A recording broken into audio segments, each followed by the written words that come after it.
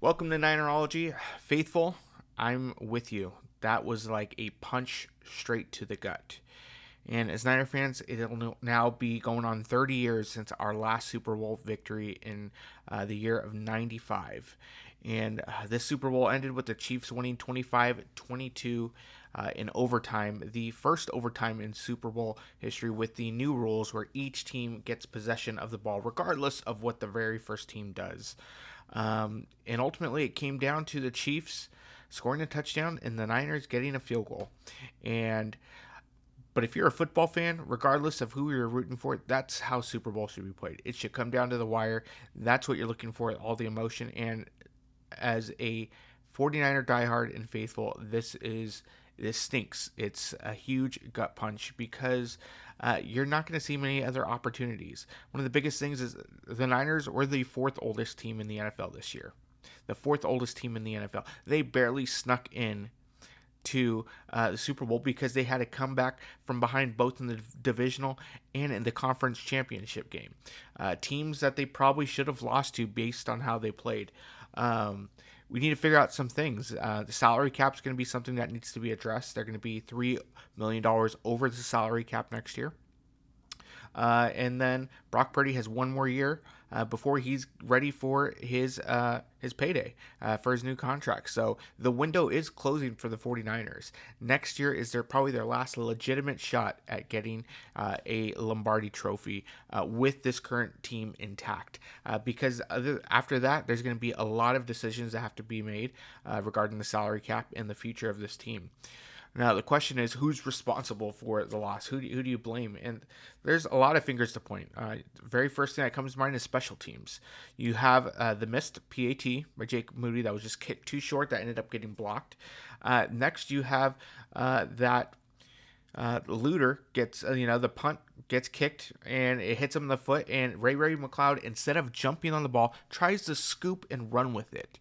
And that completely flipped the game. And you have Kyle Shanahan with absolutely terrible play calling in the third quarter. You're talking about the very first three possessions, one rush to Christian McCaffrey, one rushing attempt. And afterward, in the fourth quarter, he finally got a hold of, hey, this is working. And they start running the ball with Christian McCaffrey, seeing success. They saw success in overtime. The question is, what happened in that third quarter? Almost like he outsmarted himself, said, you know what, we're just going to go throw the ball, stick with the bread and butter. Unfortunately, he's not going to get another crack at it. It's not like, well, we'll get him next week. There is no next week. This was next week. This is where you needed your best day, your best play calling. Your players needed to show up, and it didn't happen. And so the question is, there's got to be a lot of people that look straight in the mirror. Steve Wilkes, is he coming around, coming back next year? You don't know. We don't know. I have a feeling that there might be a mutual separation between the D coordinator, Steve Wilkes, and Kyle Shanahan. It just feels like they weren't ever on the same page. While Wilkes runs a successful kind of defensive scheme, it doesn't seem to fit what the 49ers do most. In fact, this year it seems it's been their worst showing as far as rush defense overall. And so that's going to be something that needs to be figured out sooner or later. If not Wilkes, then who's a potential better option to take on this D? You have this playmakers that are there. I assume Chase Young might be back. We'll see what happens. He showed up really well in the Super Bowl. Unfortunately, motivation was an issue for him throughout the year. So the question is, does he come back? Cleveland Farrell, he was a huge boost for the 49ers defense, but he was out for the rest of the year. Is he going to come back? And so that's the next question. People are going to be questioning, can Purdy win the big game? I think he did enough to win. Unfortunately, that last one, if he could have held it on for one beat longer with Chris Jones bearing down on him, he could have seen Ayuk in the back, or Juwan Jennings also beat McDuffie on that last play. So who knows what could have happened. It could have been a different script. All we know is tough loss. I'm sure this is gonna eat at them all off season, as it should. But again, it comes down to Kyle Shanahan's play calling once again.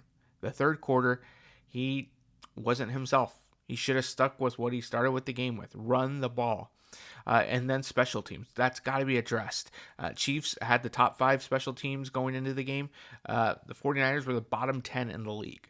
So that needs to be addressed in the offseason. And then age, you got to draft well. This is the first year where they have most of their picks. They have they have a first round pick. So you need to draft well there.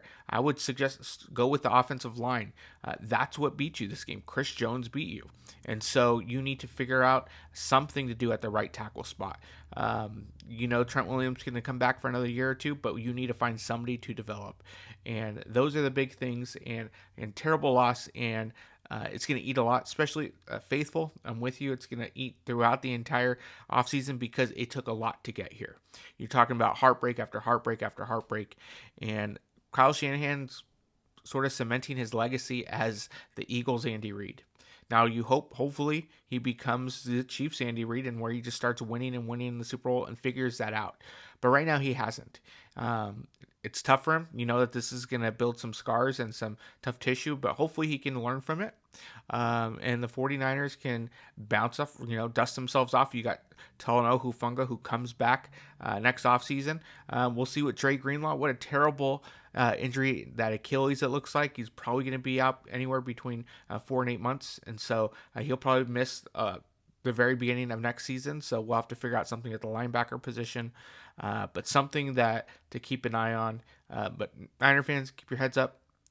Next year, that window's closing, but I think it needs to be all hands on deck. And it's going to be tough because in order to make it this far, a lot of things have to go right.